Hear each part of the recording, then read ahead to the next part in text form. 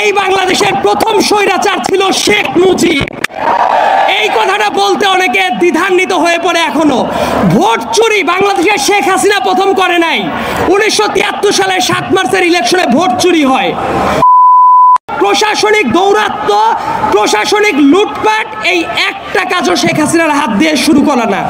প্রত্যেকটা কাজ শেখ মুজিবের হাত দিয়ে শুরু করা এবং এটাকে শিল্পের পর্যায়ে নিয়ে গেছে শেখ হাসিনা। আমাকে যদি বলা হতো আজ থেকে 1 বছর আগে সোহরাওয়ার্দী উদ্যানে কোনো প্রোগ্রাম হবে, সেই জায়গায় প্রাণ খুলে সালাম দিতে পারবো, এই ব্যাপারটা ছিল অবিশ্বাস্য রকমের ঘটনা। কারণ শুধুমাত্র সালাম দেওয়াটাকে কেন্দ্র করে কত মানুষকে নিপীড়ন চালিয়েছে ডাইনি শেখ হাসিনা, তার কোনো হিসাব নাই। আমরা অনেক ক্ষেত্রে শুনি যে ইতিহাসে আইয়ামে জাহেলিয়াত ছিল। আমি বলি শেখ হাসিনার রেজিমটাকে আমি সবসময় বলি আওয়ামী জাহেলিয়াত। এবং এই আওয়ামী জাহেলিয়াতে এমন কোনো মানুষ নাই যারা তার দ্বারা গুম, খুন এবং সর্ব ধরনের মানবাধিকার লঙ্ঘনের শিকার হয় নাই। আজকে মায়ের ডাকের প্রোগ্রাম যখন উন্মুক্ত পরিবেশে হচ্ছে, গত বছরও যদি এইটাই উন্মুক্ত পরিবেশে করার চেষ্টা করা হতো, আমি নিশ্চিত এই যে দাড়ি টুপিওয়ালা মানুষ যতজন আছেন তাদের অর্ধেককে ধরে নিয়ে যাওয়ার জন্য হাসিনার এজেন্সির লোকগুলো এই জায়গায় বসে থাকতো। বাংলাদেশে মুক্ত পরিবেশ এসেছে কিনা সেটা বোঝার আগে আক্ষেপের জায়গাটা হলো, অনেকগুলো বাচ্চা আছে যাদেরকে আমি বেশ কয়েক বছর ধরে চিনি, অনেকগুলো আহত মানুষ আছেন যারা আজকে বসে আছেন। এই মানুষগুলোর কান্না কি আমরা মুছে দিতে পারছি কিনা?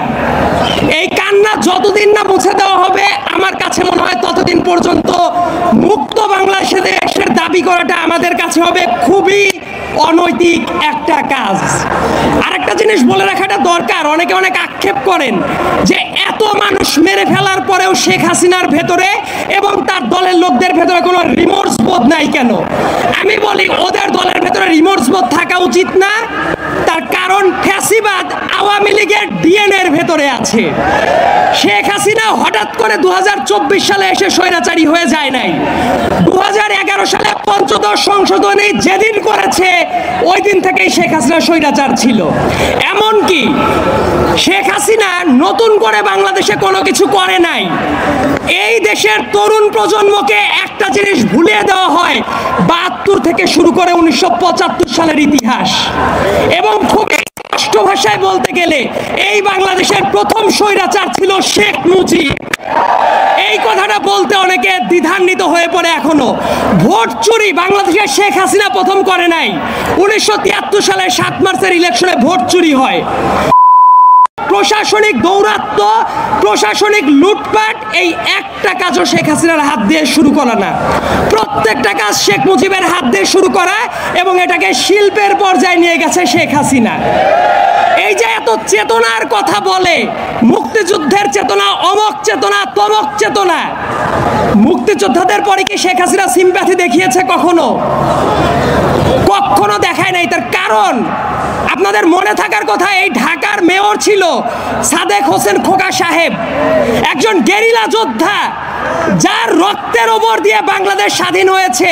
সেই সাদেক হোসেন খোকাকে স্বাধীন বাংলাদেশে এসে মরার সুযোগ দেয় নাই ওই স্বৈরাচারী শেখ হাসিনা।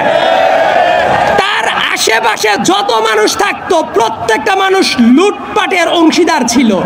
এবং যত ব্যবসায়ী, যত সংবাদ মাধ্যমের যারা কর্মী ছিল, যত আদালত, একটা ব্যাপার নিয়ে কথা বলতে খুবই আক্ষেপ হয়, আমি আইনের ছাত্র, যে মঞ্চে দাঁড়িয়ে আমরা কথা বলছি, আমাদের হাতের বাম সাইডে যে আদালতটা আছে বাংলাদেশের ভেতরে পবিত্রতম জায়গা হিসেবে চিন্তা করা যেত, কিন্তু ওই আদালতের মাধ্যমে কত নিরীহ মানুষের রক্ত কেড়ে নিয়েছে শেখ হাসিনা, তার কোনো ইয়ত্তা নাই।